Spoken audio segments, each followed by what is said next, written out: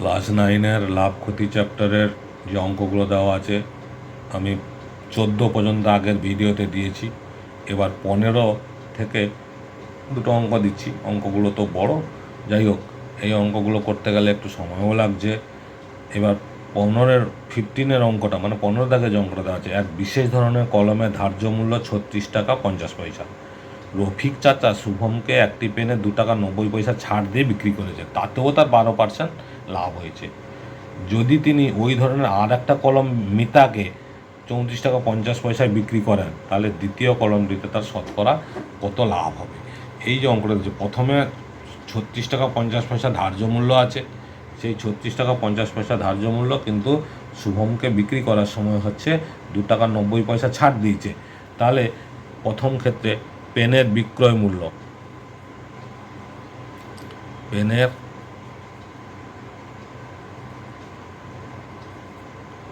বিক্রয় মূল্য এই যে 36 টাকা 50 মাইনাস 2 টাকা 90, 36 টাকা 50 মাইনাস 2 টাকা 90, কারণ 2 টাকা 90 ছাড় দিয়েছে, তাহলে এইটা ছাড় দিয়ে বিক্রি করেছে। তাহলে এটা বিয়োগ করলে কত হচ্ছে 0, 15 থেকে 9 গেলে 6, 0.6 থেকে 2 গেলে 4, তার মানে 5 ছিল, 5 থেকে 2 গেলে 33 টাকা 60 পয়সা। এই যে 33 টাকা 60 পয়সা প্রথম কলমের বিক্রয় মূল্য, তাতেও তার 12% লাভ হয়েছে। তাহলে 12% লাভ হলে ক্রয় মূল্য কত হবে?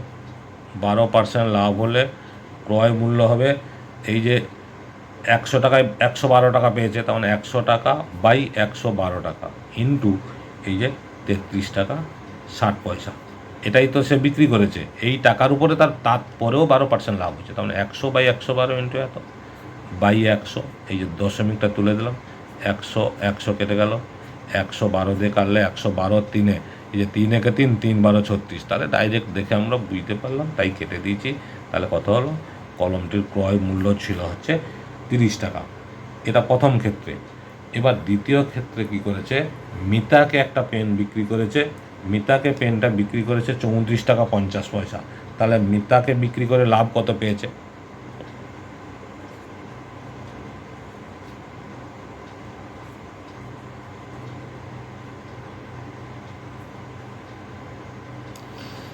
মিতাকে বিক্রি করে লাভ, মিতাকে বিক্রি করেছে 34 টাকা 50 পয়সা, কিন্তু পেনটার ক্রয় মূল্য ছিল তো 30 টাকা।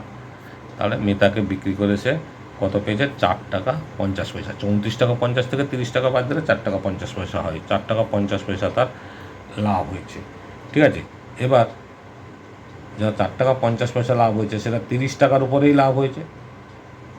ঠিক আছে, তাহলে তার ঠিক একইভাবে শতকরা লাভ,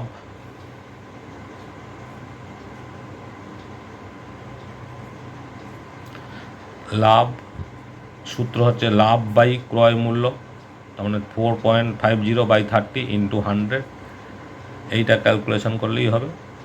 এবার একটা শূন্য একটা শূন্য, আর এই দশমিকটা তুলে দিলে আমি নিচে 10 বসাতে পারি, একটা শূন্য একটা শূন্য, আর 3 15 45, তাহলে 15 3 15 45, এই যে দুটো শূন্য, এখানে একটা শূন্য এখানে একটা শূন্য, এর সঙ্গে এটা উপরে 3টে শূন্য, তাহলে 4.50 বাই 30 ইন্টু 100, তাহলে এটা কাটাকুটি করলে কত হচ্ছে? 15, তার মানে 15% তার হচ্ছে কী হলো? লাভ হলো। তার মানে এই যে বলেছে দ্বিতীয় কলমটিতে তার শতকরা কত লাভ হলো? 15% লাভ হলো। ওকে,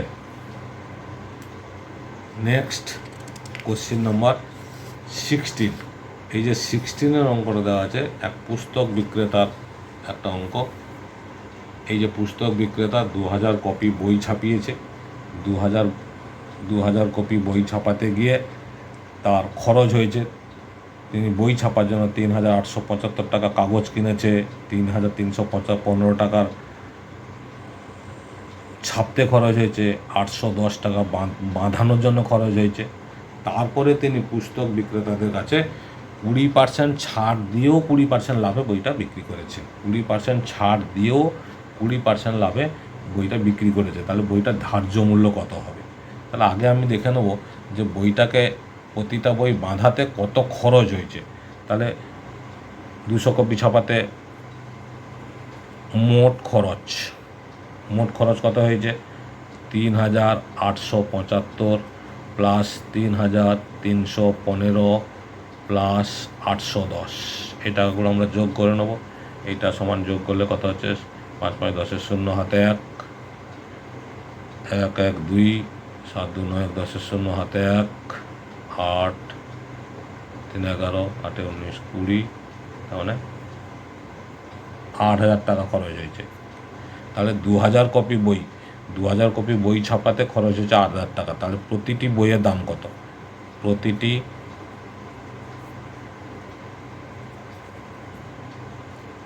প্রতিটি বইয়ের দাম তাহলে 8,000 বাই 2,000, কারণ 2,000 কপি বই ছাপিয়েছে, খরচ হয়েছে 8,000। তাহলে কত হলো? 4 টাকা। তাহলে 4 টাকা হচ্ছে প্রতিটা বই বানাতে খরচ হয়েছে। এবার 20% লাভ করেছে। 20% লাভ করার পরেও তার 20% ছাড় দিয়েছে। তাহলে 20% লাভ করলে বিক্রয় মূল্য কত হচ্ছে? 20% লাভ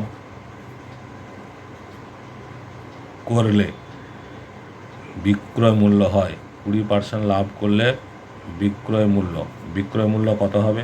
তাহলে 100 টাকা ক্রয় মূল্য হলে বিক্রয় মূল্য 120 টাকা হবে।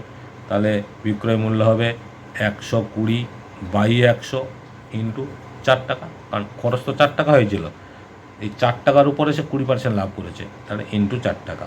তাহলে একটা শূন্য।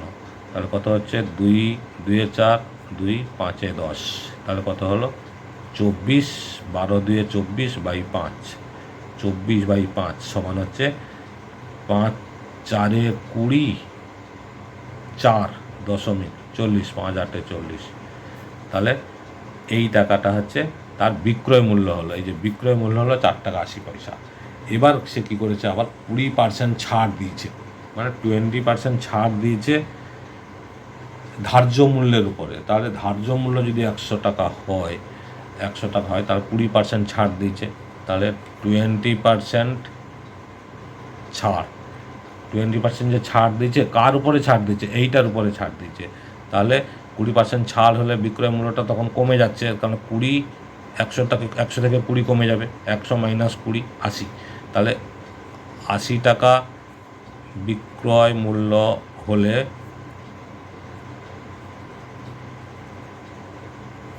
ক্রয় মূল্য 100 টাকা।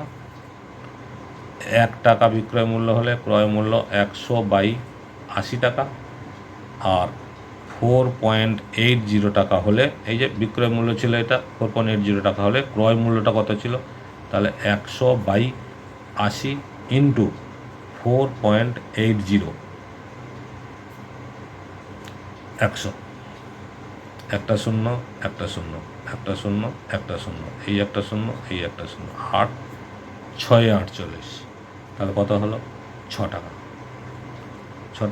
তাহলে এটাকে আমরা লিখব, অতএব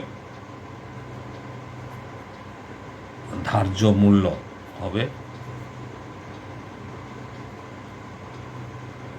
6 টাকা। ধার্য মূল্য হবে 6 টাকা। এটাও আমি একটু করে দেখালাম, এই দুটো অঙ্ক দেখালাম। ভালো লাগলে লাইক কমেন্ট শেয়ার করো, সাবস্ক্রাইব করো, অল বটনে ক্লিক করে রাখো। ধন্যবাদ।